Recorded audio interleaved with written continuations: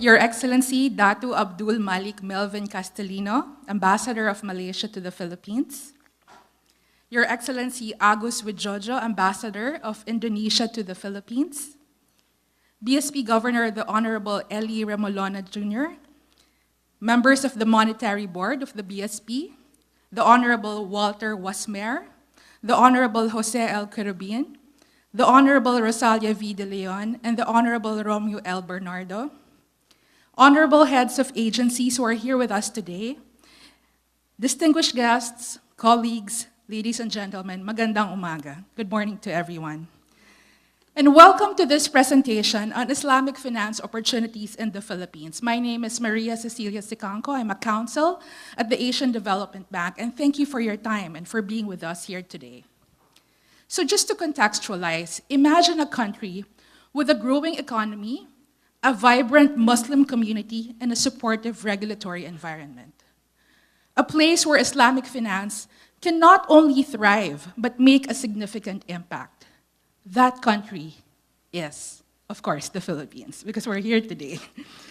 So today, my colleagues and I will make the case for Islamic banking and finance in the Philippines by synthesizing the results of an ADB market and business study that we conducted in September to December 2023. So that's the report you have on your table with you. Our case is built on three main points. First, the Philippines is the right location. Second, today is the right time. And third, the right support is there. We therefore believe that exploring the vast opportunities that Islamic finance offers is also the right thing to do. Our presentation is subdivided into 6 segments. I will take the first part, which is why the Philippines is the right location. And then my colleague Farouk will be discussing points 2 and 3, which is contextualizing Islamic finance in the Philippines, and why now is the right time to invest. Attorney Arifa, AG Arifa, will be discussing the regulatory environment and why we have the right support, and the strategic initiatives that are currently in progress. Finally, she will turn over the floor again to Farouk, who will discuss the international roadshow that we had last September in Indonesia and Malaysia, and what opportunities are available for investors. So first, the Philippines is the right location. So just a quick backgrounder on the economic performance of the Philippines for the last several years and our forecasts moving forward. As a member of the Association of Southeast Asian Nations, the Philippines has made substantial contributions to the region's economic growth. It has a combined GDP of 3.63 trillion in 2022, which represents approximately 3.6% of global GDP. And the Philippines has also demonstrated remarkable economic resilience and constantly outperforming its regional peers. If you will look at the graph on the top left corner, that's the Philippines as against the ASEAN 5. And you will see that the Philippines has the topmost GDP growth rate of 5.5% for 2023. This is about 1.7% higher on average than the average of 3.8%, indicating a really very strong macroeconomic performance. And this robust growth is driven by a steady increase in domestic consumption and fueled by a growing middle class and rising incomes. Now, we all know that the world shut down in 2020 because of the COVID pandemic. So if you look at the graph, the bottom left graph, you will see that decline in 2020. But what is more remarkable is the rebound of the Philippines from the challenges of the pandemic. The country's economy rebounded from a decline in 2020 to reach a peak of 12.2%. So you will see that peak of 12.2% in 2021. And while the growth rate has stabilized in recent quarters, it remains positive, indicating a favorable environment for investment. So looking ahead, where do we see the Philippines growing? And the forecast is from a 5.5% GDP growth rate in 2023, we will have a GDP growth rate of 5.8% in 2024. And in terms of in terms of nominal numbers, the GDP is projected to double from 400 billion in 2022 to 800 billion by 2030. And that's not really very far off. 2030 is just about 6 years from now. And finally, it will reach a remarkable 1 trillion USD by 2033, which is just 9 years from now. So this growth trajectory is fueled by a surge in domestic spending and driven by rising urban incomes. As a result, I would venture to say that the Philippines is well on its way to solidifying its position as a leading emerging market, not only in Asia, but globally. In terms of GDP per capita, where are we? In the year 2000, which is 24 years ago, it was USD $1,000.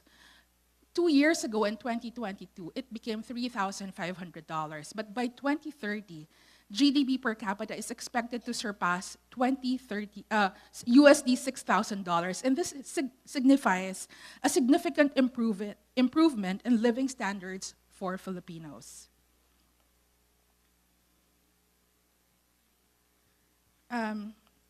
So what makes the Philippines, I would say, a natural market for Islamic finance? As my colleagues will discuss further, the Philippines boasts a significant Muslim population. I think it's around 8% of total population. So this makes this country a natural market for Islamic financial products and services. And this substantial demographic presents a unique opportunity for Islamic finance institutions to cater to the specific needs and preferences of Muslim consumers. So while the penetration of banking services remains low, this also underscores the untapped potential for growth in this sector. There is a growing demand for Sharia-compliant financial solutions, and Islamic finance can play a crucial role in meeting this demand. So one number always strikes me, and this is the large discrepancy between bank ownership rates of the average Filipino vis-a-vis the Muslim Filipinos. So bank ownership rates, it would be, national average is 56%. But our study found out that Muslim Filipinos only have a bank ownership rate of 36%, a glaring 20-point differential. And most of these Muslim Filipinos only have an account with their preferred financial institution. So I also took the opportunity to look at the latest numbers from BSP on unbanked cities and municipalities in the Philippines. And as of June 30, 2024, we have 472 unbanked cities and municipalities. But again, 45% of them are in Mindanao. 214 cities and municipalities in Mindanao are unbanked, not a single banking presence. And 109 are in the BARM. And one thing also that when we did our study, which was both qualitative and quantitative, we asked Muslim Filipinos, where do you put your money? And a substantial portion of them said, sa ilalim po ng unan ko. Or in English, under my pillow. And this money that remains at home, it's a wasted opportunity to give back to the economy, for that circular economy to flourish. And I'm reminded of something that current Monetary Board member and former BSP Governor Benjamin Diokto once said, that the story of financial inclusion in the Philippines will be incomplete without the Muslim community.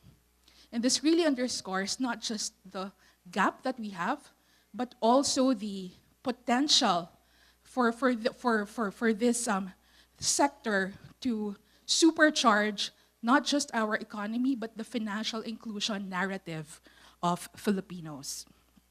And for non-Muslims, Islamic finance also offers something. Because with the rising prominence of the ESG investing, environmental, social, and governance investing, people are now more aware of value-based investing, or putting their money where their mouth is. Meaning you invest or you bank with institutions that align with your beliefs, that align with your values. So Islamic finance also offers non-Filipino Muslims with an alternative way of investing, alternative way of banking that is ethical and moral. So we believe that Islamic finance really offers something for every Filipino. So I think I moved to this slide prematurely, but now I move on to this slide, which highlights the critical role of micro, small, and medium enterprises. So a significant opportunity for Islamic finance lies in addressing the substantial funding gap by micro, small, and medium-sized enterprises in the Philippines. MSMEs comprise 95.5% of businesses in the Philippines, driving 36% of GDP, and employing 62.4% of the workforce. However, there is a concerning 77% of them who said that they have struggled to secure adequate financing over the past 5 years. So the limited availability of MSME loans account for only 6.2% of total business loans given as of the second quarter of 2023. And this really emphasizes the need for increased support to this vital sector, and again, a significant opportunity for Islamic finance in the Philippines. And on that note, I will cede the floor to my colleague Farouk, who will be discussing contextualizing Islamic finance in the country. Farouk, the floor is yours.